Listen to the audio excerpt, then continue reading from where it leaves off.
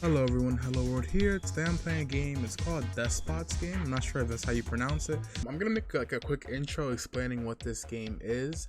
If you just want to skip to where I talk about the gameplay and how the game works, I'll put a timestamp on the screen. Despot's game is like The Binding of Isaac, Play the Spire, Dead Cells, those kinds of games. And if you're unfamiliar with those kinds of games, it's basically a game where you start off from nothing, with basically nothing, and as you progress through like a dungeon or something like that, you build something. You build a character, you build a deck, you build an army, and as you just keep progressing, keep fighting bosses, and you just try to survive and beat the game. And games like that have a lot of replayability because there's a lot of RNG in it, and it's just there's a lot of fun. If you like games like that, trust me, you'll love this game. If you haven't heard about any of these games, you decide to play this game because you saw me play and you see, you can try out those games too. You'll probably like it as well. This video is kind of just an introduction to how the game works and all its mechanics.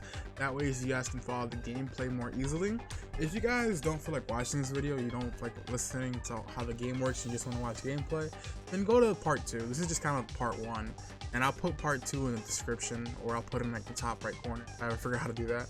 So yeah, if you want to figure out how the game works, watch this video. If you don't care, you just want to see gameplay, go to the next video. So I'm gonna make a new game. Yeah, it's fine, new game. And as you can see, there's like different difficulties. There's different starting setups. I'm gonna start off with the classic, just for I can explain a few things. And the actual gameplay, I'm gonna start off with something different, but I'm just gonna show you guys how it works. So on the top left corner of my screen, you can see tokens. This is your currency. Right now I have 10 tokens. You can see my populations of my puny humans on my team. You can see the food. Basically, I'll read it exactly how it says. 1 human consumes 1 unit of food. And what that means is every time I go through a door, each one of these humans will consume 1 unit of food. Right now I have 40 food, and there's 4 of them. So 40 food minus 4 humans equals 36 food left after I go through 1 door. So each door I'm gonna lose 4 food if I only have 4 humans. Hopefully that makes sense. And then there's mutations. Basically they're like perks or just upgrades or relics, whatever you want to call it. You start off with this one if you go on easy. 75% chance of to loot an item back from a dead human. So if one of my guys die, I have a 75% chance of getting their item back. And you might be wondering, like, what's the item? Well, this guy has a shield, this guy has a crossbow, he has a sword, this guy has nothing so far. And you're gonna notice like this thing up here, these are classes. So this guy's a newbie. He has no abilities of any importance. That basically means he's a basic guy. He doesn't have anything yet. And newbies are cool because you can put whatever you want on a newbie.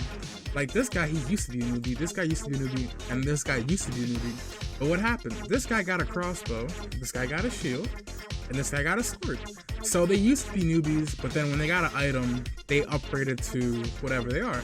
So as you can see, their stats are very different. So this is their health, this is their mana, and all their stats are very different because, you know, a tank will have more health. A swordman has a little bit less health than a tank, but you know, he also does more damage than a tank. This guy has almost no health, but he does ranged damage.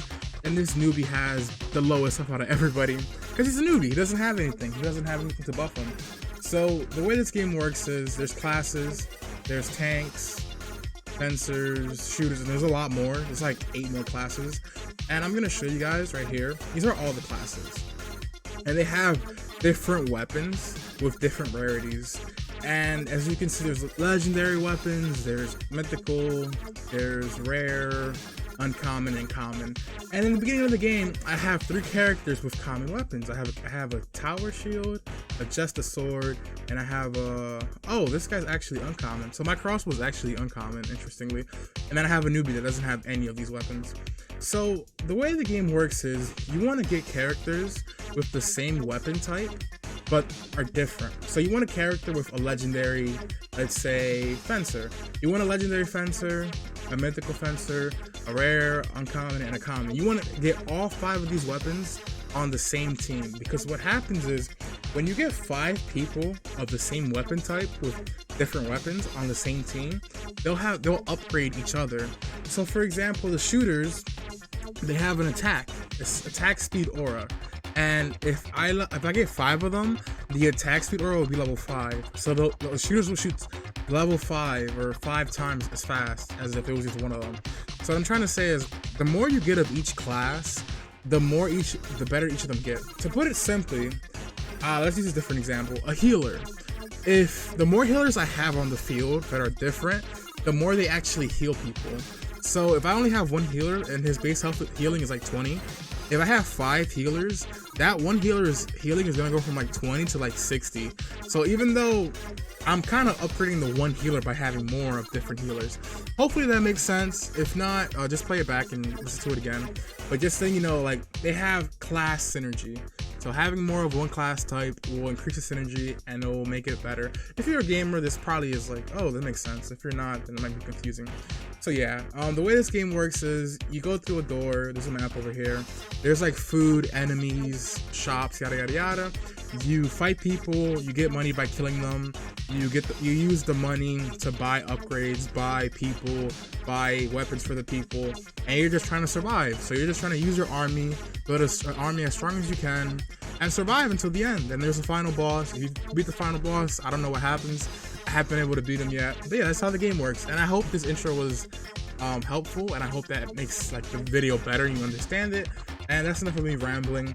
I'm gonna restart and pick my actual team, and I'm just gonna like play for you guys to see how the game works.